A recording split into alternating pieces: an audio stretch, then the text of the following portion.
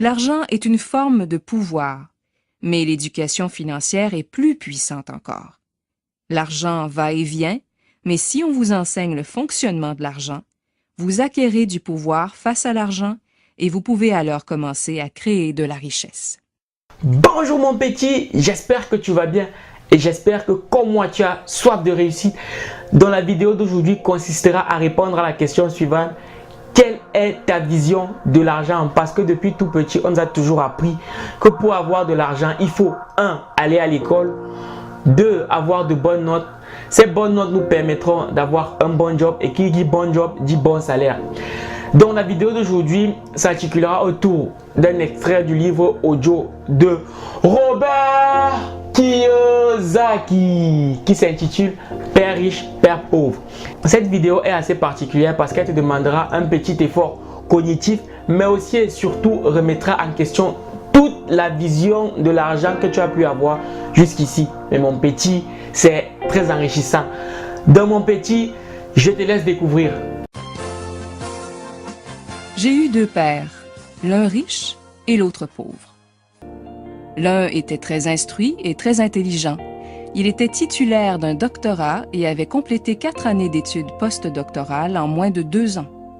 Il a fréquenté ensuite l'université Stanford, l'université de Chicago et l'université Northwestern pour y faire d'autres études supérieures entièrement défrayées grâce aux bourses qu'il a méritées. L'autre père n'a jamais terminé sa 8e année. Ayant été élevé par deux pères, on m'a enseigné à lutter pour deux objectifs différents. Mon père instruit, mais pauvre, m'a conseillé de travailler pour une entreprise. Mon père riche m'a conseillé à son tour de posséder l'entreprise. Ces deux cheminements de vie exigeaient de l'instruction, mais les matières à étudier étaient totalement différentes. Mon père instruit m'a encouragé à être une personne avisée. Mon père riche m'a encouragé à apprendre comment embaucher des gens avisés. Avoir deux pères a entraîné plusieurs problèmes. Mon vrai père était le directeur du ministère de l'Éducation de l'État de Hawaï. À l'époque où j'avais 16 ans, quand mon père me disait « Si tu n'obtiens pas de bonnes notes, tu ne décrocheras pas un bon emploi », cela avait peu d'effet sur moi. Je savais déjà que mon cheminement de carrière consisterait à posséder des entreprises et non pas à travailler pour elles. En fait, sans l'aide d'un conseiller pédagogique habile et persévérant à l'école secondaire, je n'aurais peut-être pas fréquenté le collège. Je l'admets, j'étais avide de commencer tout de suite à me créer des actifs, mais j'ai compris finalement que je pourrais également tirer profit de l'enseignement collégial. Les deux hommes ont eu du succès dans leur carrière, travaillant dur toute leur vie. Tous deux ont gagné des revenus substantiels. Et pourtant, l'un d'eux a éprouvé des difficultés financières pendant toute son existence. L'autre est devenu l'un des hommes les plus riches d'Hawaï. L'un est mort léguant des dizaines de millions de dollars à sa famille, aux organismes de charité et à son église. L'autre a laissé des dettes à rembourser. Ces deux hommes étaient solides, charismatiques et influents. Tous deux m'ont prodigué des conseils, mais pas sur les mêmes sujets. Les deux hommes croyaient fermement dans l'enseignement, mais ils ne m'ont pas recommandé le même programme d'études. Si j'avais eu un seul père, il m'aurait fallu accepter ou rejeter ses conseils. Ayant deux pères pour me conseiller, m'a donné l'occasion de choisir entre des points de vue opposés, ceux d'un homme riche et ceux d'un homme pauvre. Au lieu de simplement accepter ou rejeter les points de vue de l'un ou de l'autre, je me suis retrouvée à réfléchir davantage, à comparer puis à choisir par moi-même. Il y avait pourtant un petit problème, l'homme riche n'était pas encore riche et l'homme pauvre ne l'était pas encore devenu. Tous deux venaient tout juste d'entreprendre leur carrière et tous deux éprouvaient de la difficulté avec les questions familiales et monétaires. Mais ils avaient des opinions très différentes en ce qui a trait à l'argent. Par exemple, l'un de mes pères disait « L'amour de l'argent est la racine de tous les maux ». L'autre affirmait sans l'ombre d'un doute « Le manque d'argent est la racine de tous les maux ». Quand j'étais tout jeune, cela a été difficile pour moi d'être influencé par deux pères à la forte personnalité. Je voulais être un bon garçon et les écouter, mais mes deux pères ne disaient pas les mêmes choses. Leurs avis contradictoires, surtout en ce qui a trait à l'argent, étaient tellement drastiques que je suis devenue de plus en plus intéressée et intriguée. Je me suis mis à réfléchir pendant de longues périodes à propos de ce que chacun d'eux me disait. Le fait d'avoir deux pères que j'aimais m'a forcé à réfléchir et à choisir, en dernière analyse, ma propre façon de penser.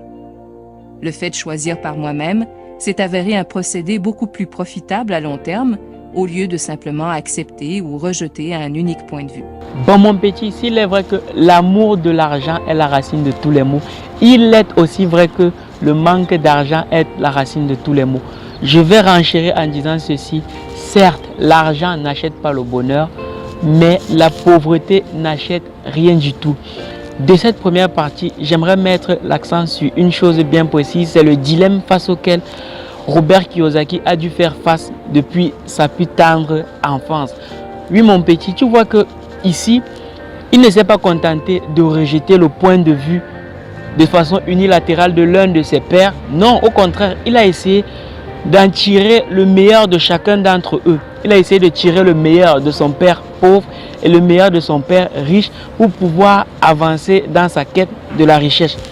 Et ceci est aussi valable pour toi dans ta vie de tous les jours, parce que très souvent, à chaque fois que tu auras besoin de prendre une décision importante, il faudra que tu pèses le pour et le contre sur des points de vue qui divergent.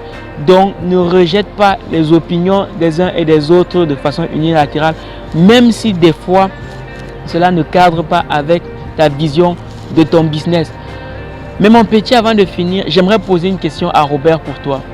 Robert, dis-moi, pourquoi est-ce que les riches s'enrichissent de plus en plus et les pauvres, à l'inverse, s'appauvrissent de plus en plus? Une des raisons pourquoi le riche s'enrichit davantage, le pauvre s'appauvrit encore plus et la classe moyenne est aux prises avec des dettes, est que la question de l'argent est inculquée à la maison, mais pas à l'école. La plupart d'entre nous apprenons de nos parents les rudiments de l'argent. Mais que peut-on dire un parent pauvre à son enfant concernant l'argent? Il lui dit « N'abandonne pas l'école et étudie de ton mieux ». Il se peut que l'enfant obtienne un diplôme avec d'excellentes notes, mais il héritera peut-être d'une mentalité et d'un conditionnement de pauvre. Cela lui aura été appris alors qu'il était encore tout jeune. On n'enseigne pas l'ABC de l'argent dans les écoles. Les institutions d'enseignement se concentrent sur les aptitudes scolaires et professionnelles et non pas sur les compétences financières. Cela explique pourquoi des banquiers, des médecins et des comptables intelligents ayant obtenu d'excellentes notes à l'école se débattent quand même pendant toute leur vie sur le plan financier. Notre dette nationale astronomique est attribuable en majeure partie à des politiciens très instruits et à des fonctionnaires du gouvernement qui prennent des décisions sur le plan financier avec peu ou pas de formation dans ce domaine. Il m'arrive souvent de penser à ce qui va se produire quand des millions de personnes auront besoin d'aide financière et médicale. Ils devront dépendre de leur famille ou du gouvernement pour un soutien financier. Qu'arrivera-t-il quand l'assurance médicale aux personnes âgées et la sécurité sociale n'auront plus d'argent dans leur coffre? Comment la nation survivra-t-elle si on continue de laisser aux parents le soin d'éclairer leurs enfants sur des questions d'argent, lesquels parents deviendront ou sont déjà pauvres? Étant donné que j'ai eu deux pères qui m'ont influencé, j'ai appris de l'un et l'autre. Je devais réfléchir aux conseils de chaque père et ce faisant, cela m'a permis de comprendre davantage le pouvoir et l'effet de nos propres pensées sur notre vie. Par exemple, l'un de mes pères avait l'habitude de dire « Je ne peux pas me permettre d'acheter cela ». L'autre père refusait que j'emploie de tels mots. Il m'incitait plutôt à dire « Comment puis-je me permettre d'acheter cela ?» L'une de ces phrases est une affirmation et l'autre une question. L'une ne vous oblige à rien et l'autre vous oblige à réfléchir. Celui de mes pères qui allait bientôt devenir riche m'a expliqué que le fait de dire sans réfléchir la phrase suivante « Je ne peux pas me permettre d'acheter cela » fait en sorte que le cerveau arrête de chercher. En posant la question « Comment puis-je me permettre d'acheter cela ?» ton cerveau se met en branle. Il ne m'encourageait pas ainsi à m'acheter tout ce que je voulais. Il était presque fanatique quand il était question d'entraîner son esprit, cet ordinateur le plus puissant du monde. Mon cerveau se renforce chaque jour parce que je l'exerce. Plus il devient puissant, plus je peux gagner d'argent. Il croyait que le fait de dire sans réfléchir « je ne peux pas me permettre d'acheter cela » était un signe de paresse intellectuelle. Même si mes deux papas travaillaient dur, j'ai remarqué que l'un d'eux avait pris l'habitude d'endormir son cerveau quand il était question d'argent, tandis que l'autre exerçait le sien. Résultat à long terme, Un de mes papas est devenu plus fort sur le plan financier et l'autre plus faible. Cela ne diffère pas tellement d'une personne qui se rend régulièrement au gymnase pour s'entraîner, par opposition à une autre qui reste assise sur son divan à regarder la télévision. Les exercices physiques adéquats accroissent vos chances de bonne santé et les exercices mentaux appropriés augmentent vos chances d'être riche. La paresse gruge à la fois la santé et la richesse. Bravo, il a tout dit. Des exercices physiques appropriés augmentent tes chances de rester en bonne santé. Des exercices mentaux adéquats augmentent tes capacités intellectuelles et donc tes capacités à gagner plus d'argent, mon petit.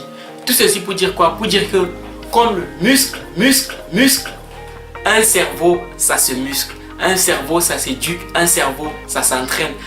De mon petit, fais très attention à ce que tu penses de toi, à ce que tu penses de ta vie, à ce que tu penses de toi plus tard.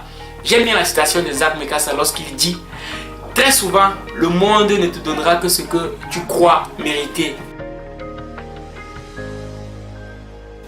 Parce que si tu te dis que tu mérites avoir, ou alors du moins tu ne veux avoir qu'un salaire qui s'élève à 20 000 euros, ou ne gagner que 20 000 euros dans ta vie plus tard, eh bien, tu auras une attitude qui correspond à quelqu'un qui va avoir 20 000 euros et plus tard, peut-être que tu gagneras ces 20 000 euros. Si tu te dis que tu vas avoir un salaire qui se limite à 2 000 euros ou à 100 000 francs CFA, tu auras l'attitude de quelqu'un qui veut gagner 100 000 francs CFA. Et qui sait, peut-être même que tu finiras à 50 000 francs CFA parce que tu sais ce qu'on dit. Demande à Dieu le ciel et tu atteindras les nuages. Pour la petite histoire, mon petit, il y a quelques jours, j'ai discuté avec des amis de boulot et on se demandait quel était le salaire idéal pour chacun d'entre nous.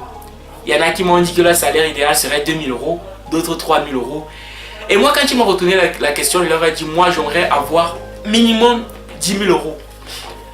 Bilan des courses, mon attitude, ma façon de penser, les livres que je lis, les vidéos que je regarde sont complètement différentes de celles qu'ils regardent, des milieux qu'ils fréquentent et tout ce qui va avec.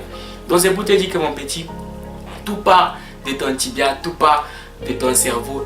Éduque ton cerveau et tu verras que les choses se passeront super bien.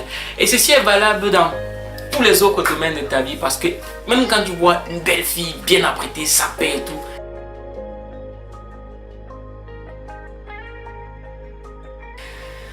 il y en a qui se diront, de toute façon, ce genre de fille, je ne peux pas les gérer parce que non, elle est trop au-dessus ou je sais pas trop quoi.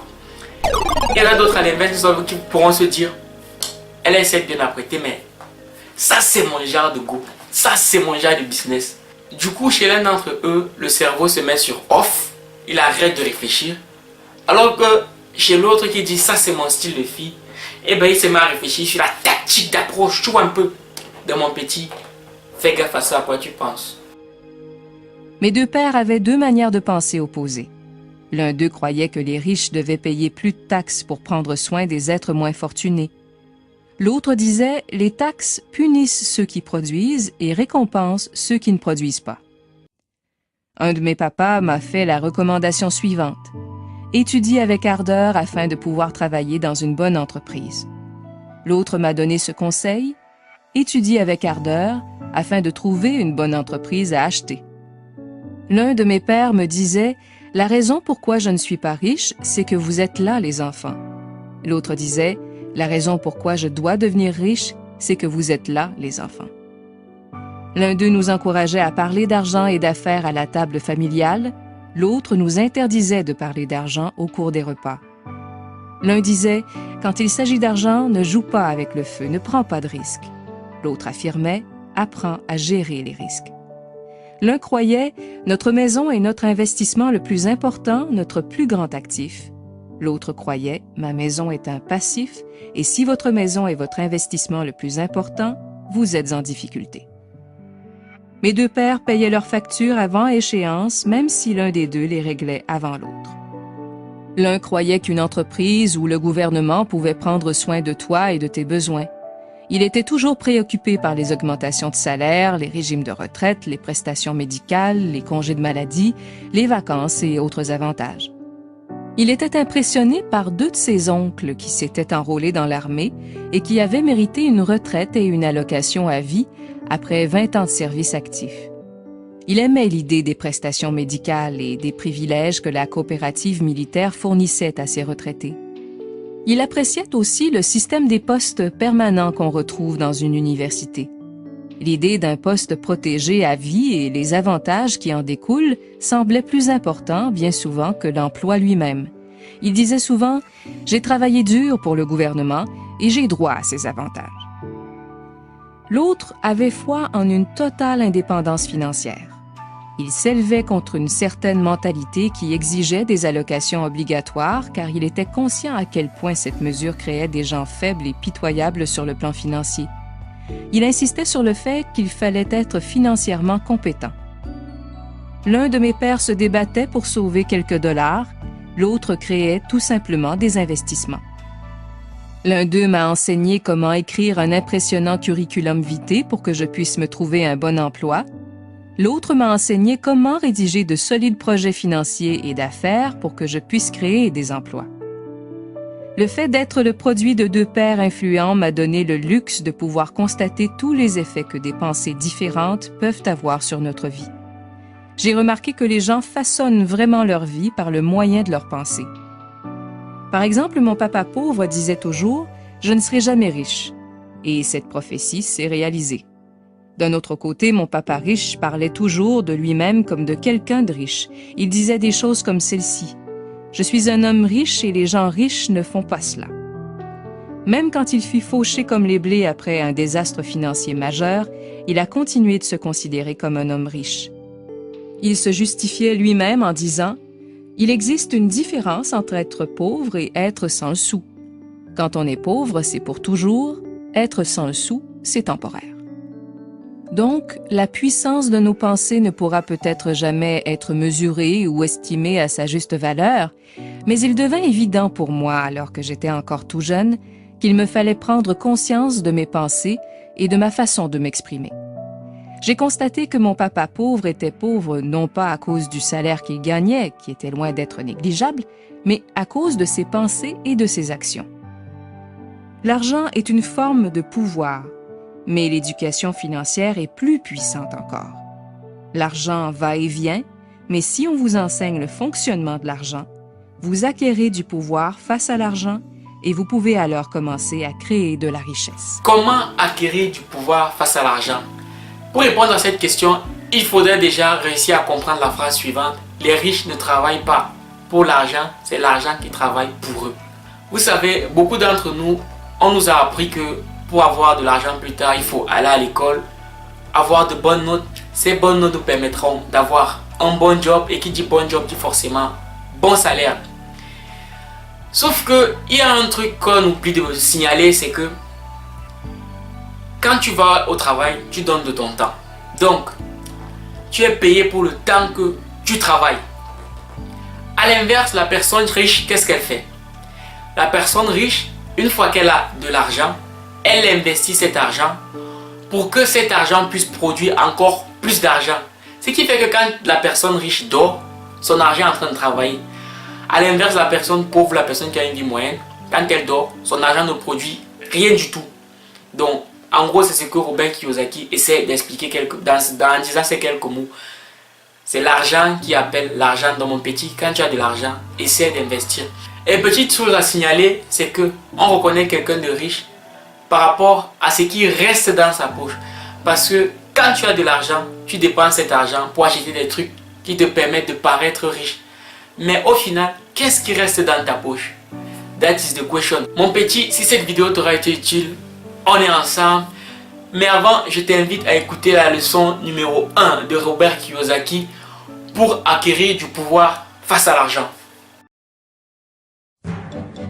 Première leçon, les riches ne travaillent pas pour l'argent. Papa, peux-tu nous dire comment devenir riche? Bon mon petit, je te donne rendez-vous à la semaine prochaine pour pouvoir avoir l'intégrale de cette vidéo. Donc je te dis, on est ensemble comme en décembre et Minakano.